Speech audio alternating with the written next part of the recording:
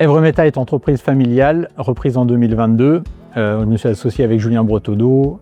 On fait la serrerie-métallerie en appel d'offres public et privé, de la sous-traitance et du particulier. Mais également, on a créé l'année dernière 2 marques. Braise Métal pour des bras zéro sur remorque en location et à l'achat. Et Menu Métal, les tombales funéraires en acier et inox. L'atelier est composé de postes de travail individualisés pour chaque compagnon. Également, on a de la découpe plasma numérique avec soudure laser pour éviter les déformations des tôles. Également, on a 2 scies à ruban, une guillotine et 2 plieuses numériques.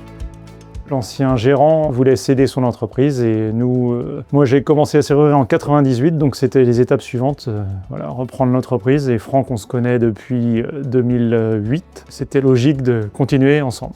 On a créé un bureau d'études, ce qu'il n'y avait pas avant. On est arrivé, on était 6 collaborateurs et on est rendu à 11 collaborateurs actuellement.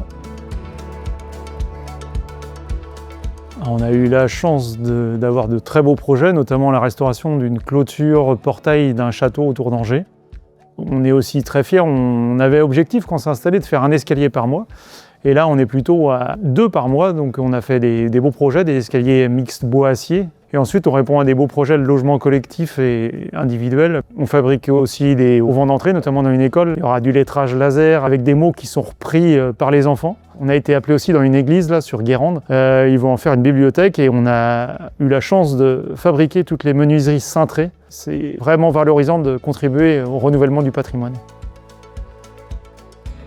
On met un point d'honneur à l'entreprise sur la formation.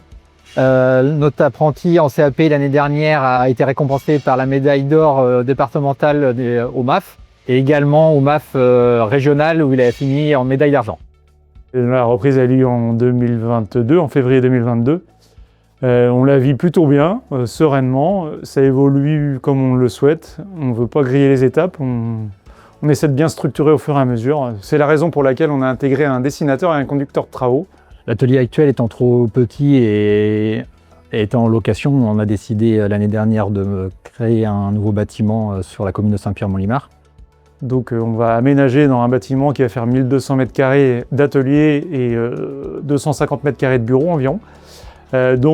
Prendre possession des lieux, trouver chacun nos places et ensuite continuer à développer tout en restant raisonnable et en gardant l'esprit familial surtout. Ne pas perdre ça.